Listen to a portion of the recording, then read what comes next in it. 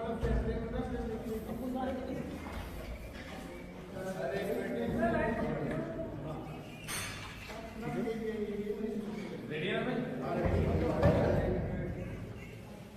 Bharatiya Janata party ने अपना एक और जुमला पत्र जारी किया, जिसको वो घोषणा पत्र कहते हैं।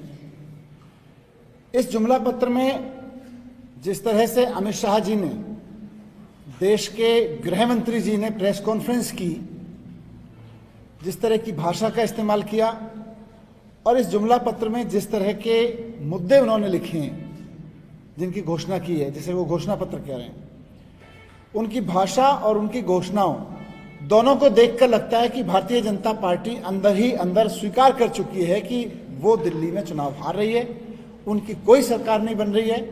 वरना आज अमित शाह जी दिल्ली के लोगों के लिए कोई विजन पेश करते, क्या करेगी भारतीय जनता पार्टी, केंद्र सरकार क्या करेगी, नीचे उन्होंने जो किया, दूसरे राज्यों में उन्होंने क्या किया, उसमें से क्या वो यहाँ दिल्ली में करेगी, इस बारे में अमित शाह जी ने कोई बात नहीं रखी। अमित शाह जी ने कहा कि हम सरकार बनी हमारी तो दिल्ली में 50,000 नौकरियां देंगे। अमित शाह जी, ये दिल्ली के लोगों के साथ मजाक क्यों करते हो? दिल्ली के लोग 2.5 करोड़ लोग हैं और आप कह रहे हो 50,000 नौकरियां देंगे। बाकी लोग कहां जाएंगे? बाकी लोग क्या करेंगे? 2.5 करोड़ लोगों के लिए आप सरकार बनने के एवज में केवल 50,000 नौकरियों की बात कर रहे हो। इसका मतलब आपके पास कोई प्लान नहीं है, आपके पास कोई विजन नहीं है। जिन केजरीवाल जी को आप प्रेस कॉन्फ्रेंस में भर भर के उल्टा सीधा गालियां देते हो, उन केजरीवाल जी के पास प्लान है। केजरीवाल जी ने कोविड के दौरान और कोविड के बाद, कोविड से उबरने के लिए, कोविड की मार से उबरने के लिए 12 लाख नौकरियां दिल्ली में क्रिएट कर रही थी। 12 लाख, लाखों की नौकरियों की जरूरत है, लाखों करोड़ों नौकरियों की जरूरत है, और आप कह रहे हो 50,000 नौकरियां देंगे। क्यों अमित शाह जी दिल्ली के लोगों का मजाक उड़ाते हो? आप मान रहे हो कि सरकार नहीं बन रही आपकी, आप मान रहे हो कि भारतीय जनता पार्टी हार रही है, आपको पता है कि कोई भी झूठ बोलना है प्रेस कॉन्फ्रेंस में घोषणा पत्र के नाम पे, तो झूठ तो कायदे का बोल लो। 2.5 करोड़ लोगों के लिए 50,000 नौकरियों का वादा कर रहे हैं आप, क्या कर रहे हैं? फिर आपने वादा किया कि सीलिंग खुलवाएंगे। दुकानों की सीलिंग पिछले 20 साल से करा कौन रहा है? गरीब लोगों की, गरीब दुकानदारों की रोजी रोटी 20 साल से छीन के बैठा हुआ कौन है?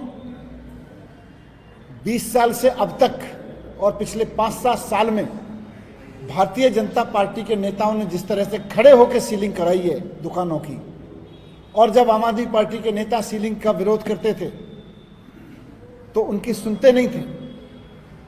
और पिछले दिनों में आम आदमी पार्टी की नगर निगम में जब से सरकार आई, सीलिंग खुलवाने जब गए आम आदमी पार्टी के लोग, तो भारतीय जनता पार्टी के नेताओं ने खड़े होकर सीलिंग, दुकानों की सीलिंग नहीं खुलने दी, उसका विरोध किया है।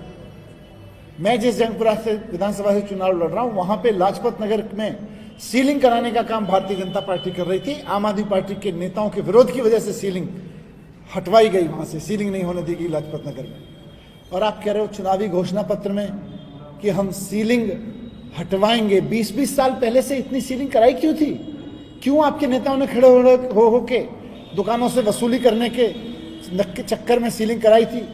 आज दिल्ली का व्यापारी आपसे सिक्योरिटी चाह रहा है, दिल्ली का व्यापारी चाहता है कि उसकी सुरक्षा हो, और आप क्या दे रहे हैं दिल्ली के व्यापारी को?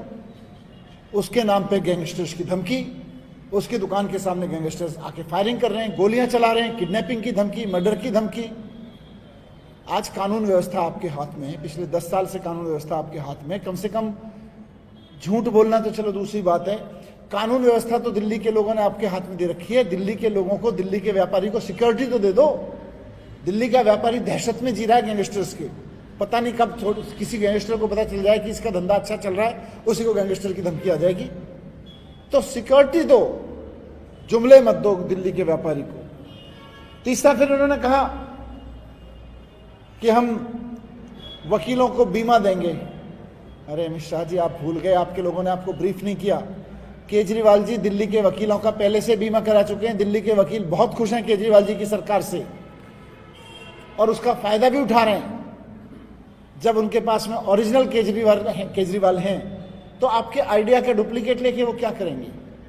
आप दिल्ली के लोगों को कह रहे हो अपने घोषणा पत्र में हम ई बसेस लाएंगे।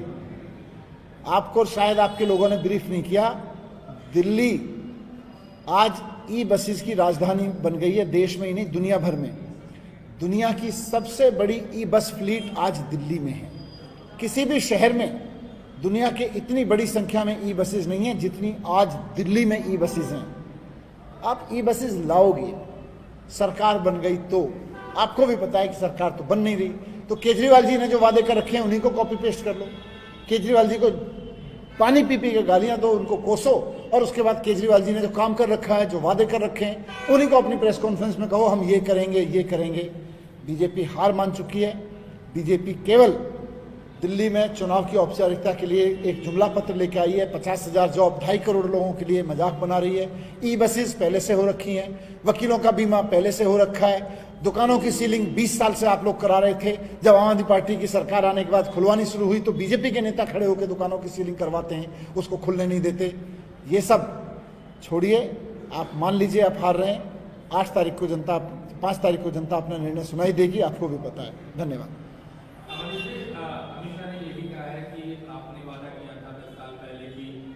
दलित डिप्टी सीएम देंगे और 10 साल में आपने नहीं दिया, जेल भी गए तब भी एक मौका आया और तब भी दलित डिप्टी सीएम जो है वो नहीं दिया गया, तो आप लोगों ने दलितों के लिए कुछ भी नहीं किया। देखिए, भारतीय जनता पार्टी, आम आदमी पार्टी का सीएम कौन बनेगा, डिप्टी सीएम कौन बनेगा, ये आम आदमी पार्टी पे छोड़ दे।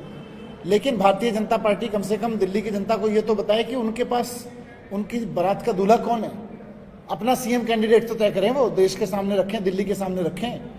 अपना सीएम तय नहीं कर पा रहे, दूसरी पार्टी का सीएम तय कर रहे हैं। अपना सीएम अनाउंस करें ना अमित शाह जी। अमित शाह जी आज प्रेस कॉन्फ्रेंस में बताते कि मैं दिल्ली का चेहरा, मेरे इस चेहरे के चुनाव पे लड़ रहा हूं, दिल्ली का चुनाव। मुद्दे तो कुछ आपके पास है नहीं, दिल्ली के कोई मुद्दों की समझ भी गलत सलत आपको दे देता है। कम से कम अपनी पार्टी से कोई सीएम चेहरा ही घोषित कर देते आज। धन्यवाद।